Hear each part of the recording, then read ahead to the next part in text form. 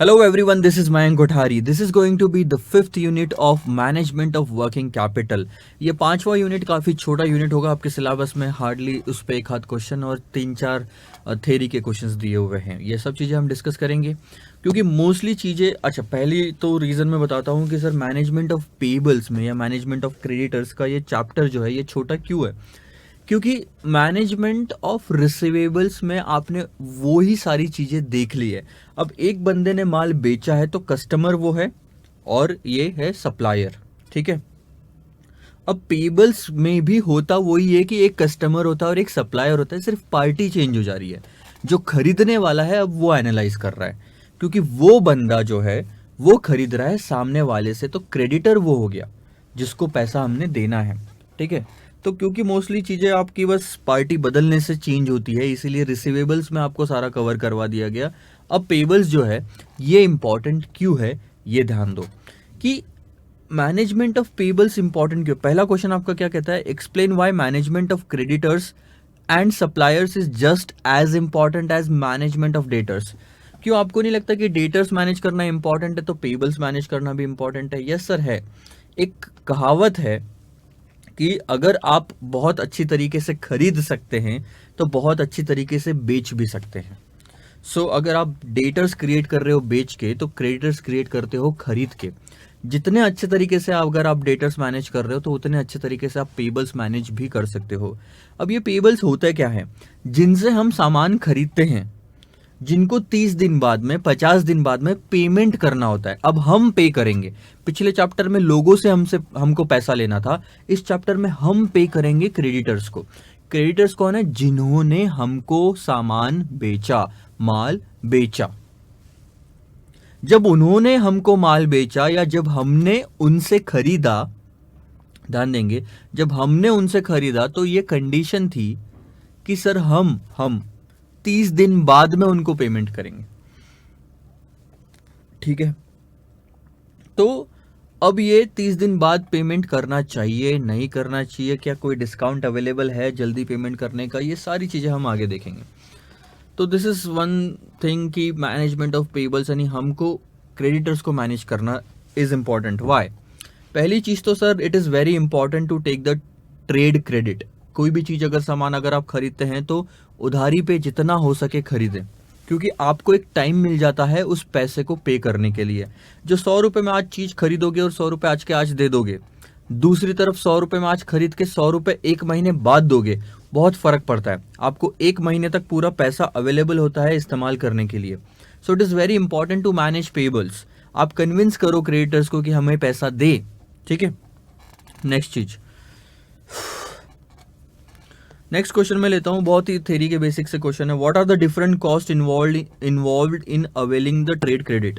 अब जब आप सामान खरीदने जाते हैं तो आपको क्रेडिटर को कन्विंस करना पड़ता है कि मुझे टाइम लिमिट दो, 30 दिन का, 50 दिन का, 60 दिन का टाइम लिमिट दो जिसमें मैं पेमेंट कर सकूं आपको।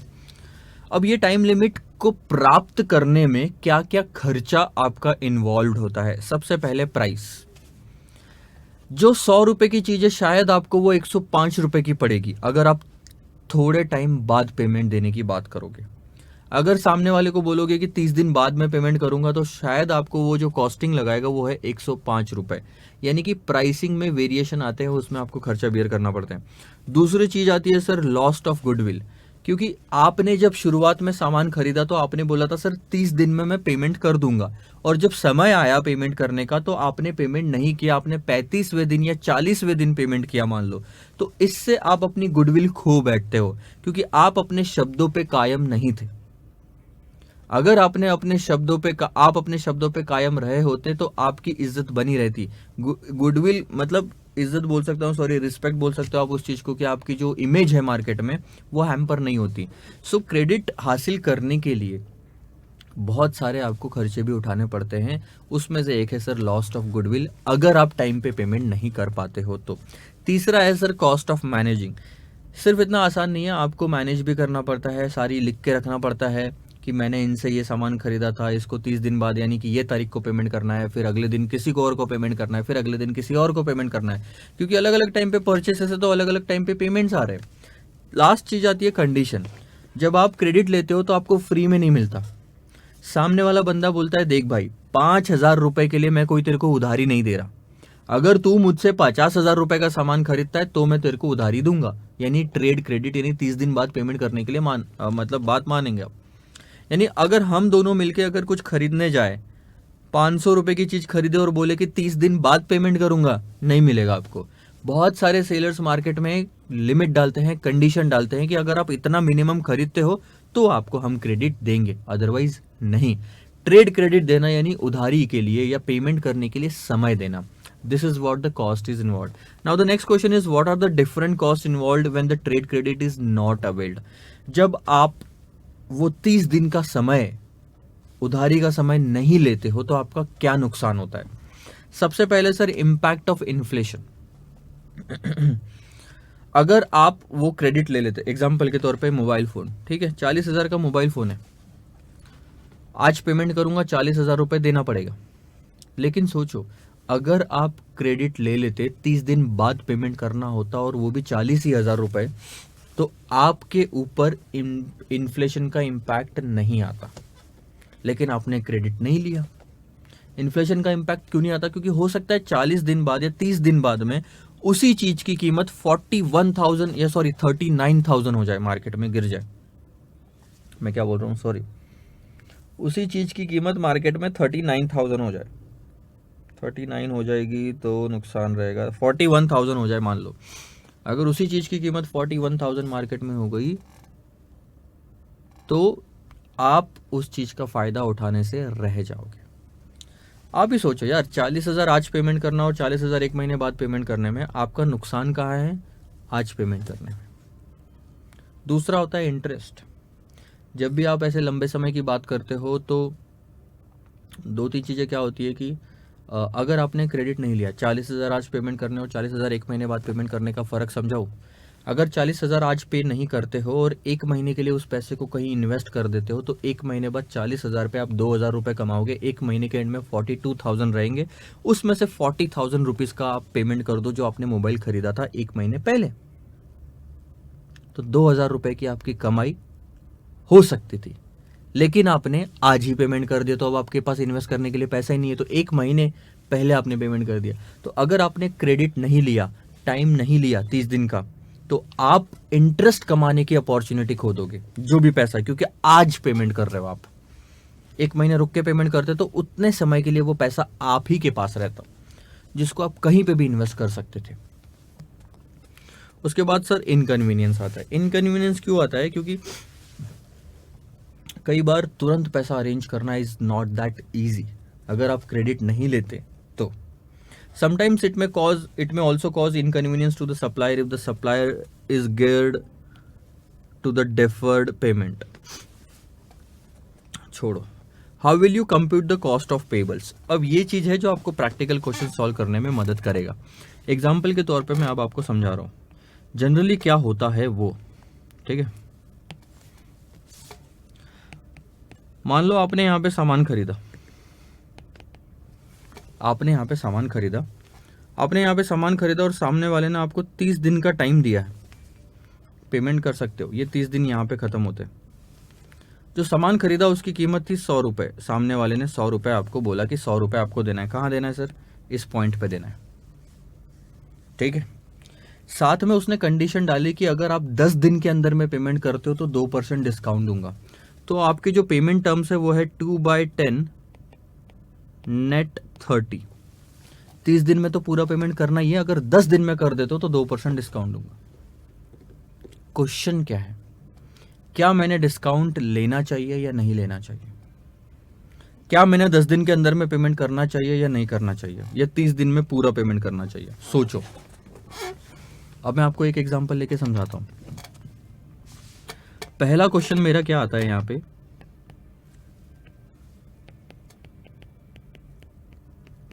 डिस्काउंट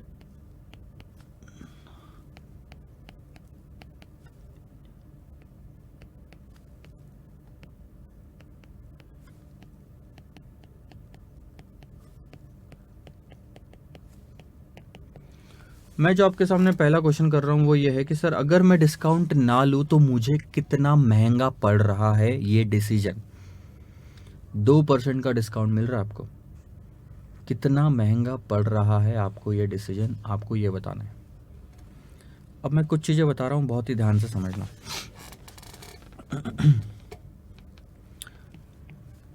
अगर आप आज पेमेंट कर देते हो तो आपको सिर्फ 98 रुपीज़ पे करने पड़ेंगे, या 10 दिन के अंदर पेमेंट कर देते हो तो 98 रुपीज़ पे करने पड़ेंगे। लेकिन आप अगर 30 दिन के एंड में पे करते हो तो आपको 100 रुपये पे करने पड़ेंगे। सामने वाले ने परसेंटेज बराबर एडजस्ट करके ही आपको 100 रुपये बताया था। आपके पास में ये समय है, इस समय के बाद में 20 दिन और बचेंगे जिसके अंदर आपको 100 रुपये का पेमेंट करना है। ठीक है, अब एक थोड़ा सा डिफरेंट एंगल से सोचो कि अगर 98 का पेमेंट आप कहीं इन्वेस्ट करते, 98 रुपीज़, 98 रुपीज़ अगर आप आज इन्वेस्ट करते, क्योंकि आखिरी डेट 10 तारीख की है, मैं यहाँ पे लेके चलता हूँ कि यहाँ रुक मैं इन्वेस्ट कर रहा हूँ। 98 का अगर मैं यहाँ पे इन्वेस्टमेंट करता, ठीक है, कहीं पे भी करो क्या फ़र्क पड़ रहा है, ठीक है, अगर आप 98 का इन्वेस्टमेंट करते और ये आपका 100 रुपये हो जाता 30 दिन के एंड में, तो आप कितना परसेंट कमा लेते, ये बताओ, कितना परसेंट कमा लेते। पेंसिल की बैटरी कम है, ठीक है, तो आप 98 रुपीज़ इन्वेस्ट करके 100 हासिल कर रहे हो, यानी कि 2 रुपये आप उस पर कमा रहे हो। यानी लॉजिकली बोला जाए तो 2/98 is what you are earning, यानी कि ये आता है सर 2.0408%। एग्जैक्ट 2% नहीं आएगा, 100 पे कैलकुलेट करते तो 2 आता। अब थोड़ा सा दिमाग लगाओ, आज की time value of money sir, time value of money बहुत ही सिंपल। सामने वाला आपसे कितना चार्ज कर रहा है, कितना खर्चा चार्ज कर रहा है, ये पता लगा लो। बहुत ही सिंपल। अभी ये सब छोड़ो, मेरे को दूसरा तरीका मिल गया आपको समझाने का, ये सब छोड़ो, परसेंटेज उतना ही आएगा। आप ये बताओ कि सर सामने वाला आपसे क्या गूगली खेल रहा है। वो बोल रहा है कि आज पेमेंट करो तो 98 और अगर 30 दिन के एंड में करो तो 100, यानी कि वो टाइम वैल्यू ऑफ मनी लगाओ तो ऐसा कौन सा रेट है, परसेंटेज है जो 98 को 100 रुपीज़ बना देता है। वो है सर आपका 2.0408%, यानी कि 2 रुपये बढ़ता है। 98 कितने रुपए से बढ़ेगा, 2 से बढ़ेगा। So that's 2/98 that you should consider, that will go to 2.0408%। ठीक है, अब ये जो 2.0408% है ये सिर्फ 20 दिनों की वैल्यू है। एक चीज समझो, क्योंकि 98 is 98 till the end of 10 days. Maximum 98 को मैं 10 डेज तक खींच सकता हूं और मैक्सिमम 100 को मैं 30 डेज तक खींच सकता हूं। तो यहां 10 और यहां 30, यानी 20 दिन का मैक्सिमम खर्चा कितना आपसे, 2.0408। ये कौन चार्ज कर रहा है आपसे, क्रेडिटर चार्ज कर रहा है, जिसने आपको माल बेचा। लॉजिकली 2% का डिस्काउंट तो आपको आखिरी वैल्यू पे दे रहा हूं, घुमा रहा है। मैंने एक एग्जांपल पहले बताया था। So this is what the cost that you are paying. अगर आप डिस्काउंट ले लेते हो तो बच जाओगे, अगर नहीं लेते डिस्काउंट, ध्यान देना, नहीं लेते तो आपको कितना खर्चा देना पड़ रहा है, 2.0408%। 98 का 100 देना, यानी कितने दिनों के लिए दिया, 20 दिनों के लिए दिया। अब आप सोचो, साल भर का खर्चा निकालते हैं, सिर्फ 20 दिन का निकाल के क्या करोगे सर। 2.0408 सिर्फ 20 दिन का है, ध्यान देना, 2.0408 सिर्फ 20 दिन का है, तो 365 दिन का कितना, बहुत आसान है निकालना। तो ये होता है सर 37.24% साल भर का खर्चा। ठीक है, समझ गया। और थोड़ा डिटेल में, और एक गलती है सर इस परसेंटेज में, गलती ये है कि इसमें कंपाउंडिंग का इफेक्ट नहीं आ रहा। आपने सीधा 365/20 यानी कि तकरीबन 365/20 यानी कि 18.25 टाइम से मल्टीप्लाई कर दिया, कितनी बार राउंड अप हो रहा है। जबकि टाइम वैल्यू ऑफ मनी में ये 18.25 टाइम्स ऐसा मेरा 20-20 दिन का पीरियड आ रहा है। कंपाउंडिंग का अगर इफेक्ट लेना है तो आपको टू द पावर में ये वैल्यू डालनी पड़ेगी। टू द पावर, किसके टू द पावर में? अभी जो आपने किया सर वो सिंपल ऐसा था, 2.0408 multiplied by 365 to the power divided 20। ऐसा नहीं करना sir, 2.0408 to the power 365 by 20 ऐसा करो, इससे कंपाउंडिंग होगी। अब और एक मैं आसान सा फॉर्मूला बताता हूँ आपको, और ये फॉर्मूला आप देख चुके हो। इफेक्टिव रेट ऑफ इंटरेस्ट आपको बताएगा कि कंपाउंडिंग का रेट क्या है। 1 plus r to the power n minus 1, यही फॉर्मूला था इफेक्टिव रेट ऑफ इंटरेस्ट का। टाइम वैल्यू ऑफ मनी में जाके देखना। 1 प्लस आर मतलब कौन सा, कितना खर्चा आपसे क्रेडिटर ले रहा है, 2.0408। इसको कैसे लिखेंगे परसेंटेज में, 0.020408 to the power n। n क्या लोगे, कितनी बार कंपाउंडिंग हो रही है 365 दिन में। एक बार कंपाउंडिंग होती है 20 दिन में, तो 365 दिन में 365 बाय 20 बार कंपाउंडिंग होगी, यानी 18.25। वही जो हमने मल्टीप्लाई किया था, अब टू द पावर में लिया, -1। इसको सॉल्व करेंगे सर। सो ध्यान दो इसको कैसे सॉल्व करते हैं। 1.020408 टू द पावर 18.25 आ रहा है आपका ये आंसर, -1। ठीक है, अब इसको मैं बताता हूँ कैसे सॉल्व करना है। ये मैंने बताया था 1-2 लेक्चर पहले भी, बहुत ही सिंपल। कैलकुलेटर में रखेंगे 1.020408, स्क्वायर रूट का बटन दबाएंगे सर 12 बार, 1 2 3 4 5 6 7 8 9 10 11 12, फिर करेंगे -1। इक्वल टू मत दबाना, मैं दबा रहा हूं क्योंकि डिजिटल वाला कैलकुलेटर है। कर लिया। न्यूमरेटर में क्या है, 18.25। मल्टीप्लाई का बटन दबाएंगे, फिर 18.25 का बटन दबाएंगे। ठीक है, आप इक्वल टू मत दबाना, मैंने दबाया। +1 आ गया। अब इंटू इक्वल टू 12 बार, 1 2 3 4 5 6 7 8 9 10 11 12, तो क्या आ रहा है सर, 1.4458 -1, यानी कि 0.4458, यानी साल भर का आपका जो खर्चा लग रहा है वो है 44.58%। कंपाउंडेड वैल्यू पहले कितना आ रहा था सर, 37.24, जिसमें कंपाउंडिंग इफेक्ट नहीं था, और ये है 44.58 जो कंपाउंडिंग हो के 44 बने। ये है आपका खर्चा। ये क्या निकाला सर हमने, डिस्काउंट अवेल नहीं करने का खर्चा। और ये किससे निकाला, नॉर्मल अपना formula 1 plus r to the power n minus 1, effective rate of interest वाला फॉर्मूला। अब आपके सिलेबस में कुछ और दिया हुआ है, तो ध्यान दो, हम उसको भी यूज करके देखेंगे। अब आपके सिलेबस में पहला जो नॉन कंपाउंडिंग वाला रेट है, जो फॉर्मूला है वो कुछ इस तरह से, d divided by 100 minus d into 365 divided by 2। क्या करना है, d यानी कि डिस्काउंट का परसेंटेज कितना, लगा के देखो सर। मैं ये फॉर्मूला यहाँ लेता हूँ, d divided bye 365 minus d into, आपको लगता है सर फॉर्मूला बहुत याद करना पड़ेगा, ये कुछ तो निकाल के दिया इन्होंने, 100 है, सॉरी, ऐसा कुछ भी नहीं है, बहुत आसान सा फॉर्मूला है। d यानी 2% का डिस्काउंट, 100 माइनस d यानी 100 माइनस 2, 365 डिवाइडेड बाई t यानी क्या, वो पीरियड जिस दिन डिस्काउंट खत्म होता है, जिस दिन ड्यू डेट आती है, 20 दिन। अब आप देखो मैं क्या कर रहा हूं, 2 डिवाइडेड बाई 98 इंटू 365 बाई 20। ये अगर आप ऊपर जाओगे तो ये मैंने क्या किया हुआ है, 2 divided by 98 is 2.0408 into 365 by 20, यही तो किया ना मैंने। ये क्या है, ये दो चीजें जो है ये क्या है, ये वही है, 2 डिवाइडेड बाई 98। इन्होंने 98 यहाँ पे ऐसे निकाल के दिया, आप इसको करके देखो सेम चीज आ रही है। आई क्या बात समझ में, फिर से मैं एक बार समराइज कर दूं इस चीज को, ध्यान दो, बहुत ही अच्छे से ध्यान देना। आज अगर पेमेंट करते हो, यानी 10 दिन तक अगर पेमेंट करते हो तो 98 रुपीज ही पे करने पड़ेंगे, लेकिन साल के अंत में 30 दिन के एंड में करोगे तो 100 रुपए। सीधा सीधा निकालो कि कितना खर्चा आपसे चार्ज किया जा रहा है।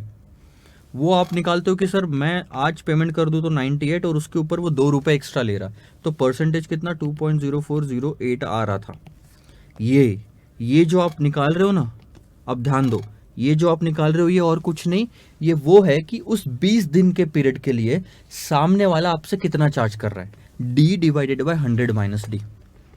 उसके बाद में ऐसे 20-20 दिन के कितने पीरियड आ रहे हैं वो 365 डिवाइडेड बाई टी करके मिल जाएगा। 10 होंगे तो 10 लिखना, 20 है तो 20 लिखेंगे और आपका आंसर आ गया। लेकिन ये कंपाउंडेड नहीं है, इससे 37 वाला आंसर आ जाएगा। अब उसके बाद नॉन कंपाउंडिंग सॉरी कंपाउंडेड वाला आंसर लेने के लिए हमने इफेक्टिव रेट ऑफ इंटरेस्ट का इस्तेमाल किया था, 1 + r⁻n-1। ठीक है, अब अगर मैं परसेंटेज में लिखना चाहूं तो क्या होगा यहाँ पे, इसमें मैंने क्या लिखा था 1 + 0.020408, यानी कि वो रेट जो वो चार्ज कर रहा है। और ये 0.020408 कहाँ से आया था, D divided by 100 minus D, यही था ना, टू द पावर। तो मैं इसको ऐसा लिख सकता हूं, क्या बताओ, 1 + d divided by 100 minus D लिख सकता हूं क्या, बोलो।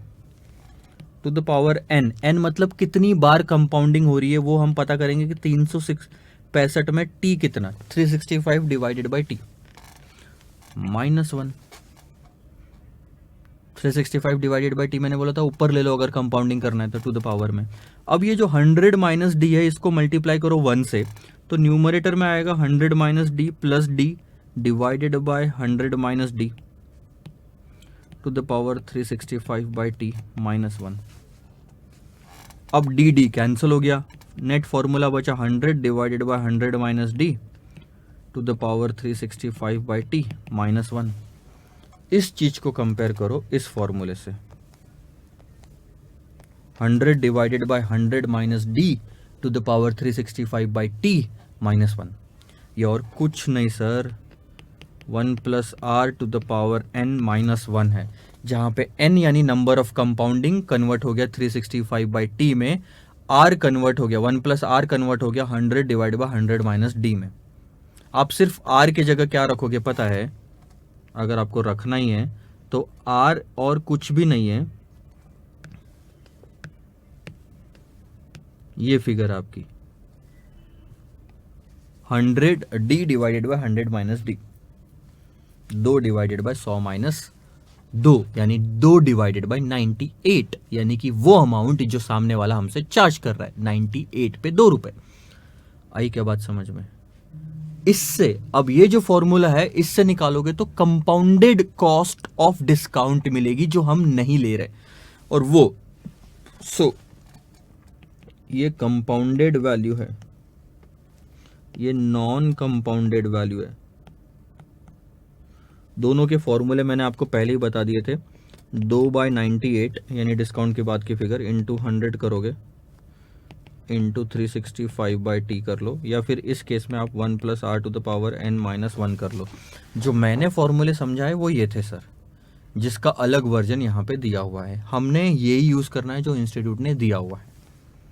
आई क्या बात समझ में? ठीक है, अब ये है क्या सर, अगर हमने डिस्काउंट नहीं लिया तो हम पे कितना खर्चा बैठ रहा है, हम पे कितना खर्चा बैठ रहा है 44 पॉइंट समथिंग %। एग्जाम्पल के साथ में अब मैं समझाता हूं आपको। आइए एक नेक्स्ट वाला एग्जाम्पल लेते हैं, एक ही एग्जाम्पल है। Suppose ABC limited has been offered credit terms from its major supplier of 2/10 net 45। अब इसमें जो ऑफर किया गया वो क्या है कि 10 दिन के अंदर पेमेंट करते हो तो सर 2% का डिस्काउंट मिलेगा, अदरवाइज 45 डेज में तो आपको सारा पेमेंट करना है। इसका मतलब क्या है कि hence the company has the choice of paying ₹98 करो, यहाँ पे 2% डिस्काउंट के बाद में कितना पे कर सकता है वो 98, 100 में से 2 जाने के बाद 98 पे करेगा, यानी कि हर 100 रुपीज में वो 98 रुपीज पे कर सकता है। हम उसको इतना डिस्काउंट दे रहे हैं अगर वो 10 दिन में पेमेंट करता है तो, या अगर उसको 10 दिन में पेमेंट नहीं करना तो उसके पास में दूसरी चॉइस है कि और to invest 98 for an additional 35 days, extra 35 days के लिए कहीं और इन्वेस्ट कर दे, पेमेंट मत कर।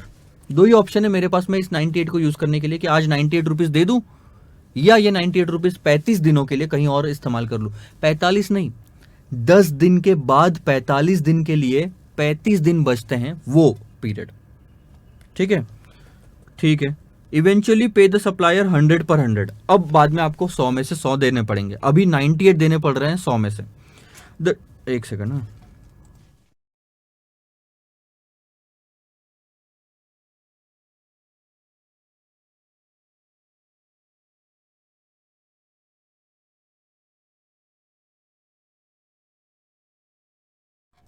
तो ध्यान देना। The decision as to whether the discount should be accepted depends on the opportunity cost of investing 98 for 35 days. What should the company do? अब पहले तो ये निकाल लो कि अगर आपने डिस्काउंट नहीं लिया तो आपको कितना खर्चा पड़ेगा, और उसके बाद में आप ये कहीं और इन्वेस्ट करते हो तो कितना कमा सकते हो। सोचो, अगर आपने डिस्काउंट नहीं लिया, यानी कि अगर आपने डिस्काउंट नहीं लिया तो क्या होगा, आपको 100 रुपये देने पड़ेंगे, यानी ज़्यादा देना पड़ेगा। तो लेट से आपका जो वो फॉर्मूला लगा के आंसर आता है वो है 30%, यानी कि डिस्काउंट का ऑफर एक्सेप्ट नहीं करने से 30% मेरे को साल का खर्चा आता है।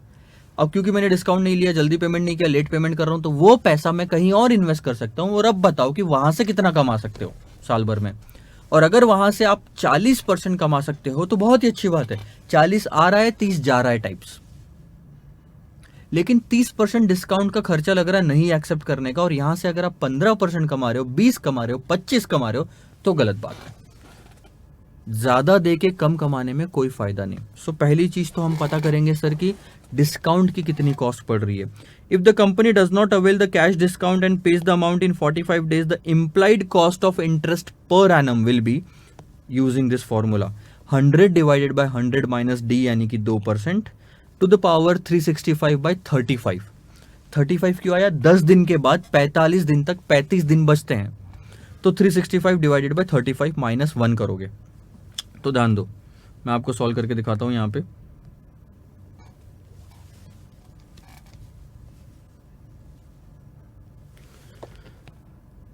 100 divided by 100 minus 2 to the power 365 by 35 minus 1।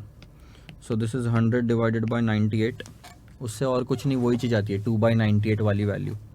1 plus 2 by 98 करो या 100 बाई 98 करो, एक ही वैल्यू आएगी, 1.020408 टू द पावर 365 बाई 35 जैसे ही करते हो तो आपका आंसर आता है 10.43। ठीक है, माइनस 1। अब करो 1.020408, कैलकुलेटर पे रखा, 12 बार स्क्वायर रूट दबाएंगे,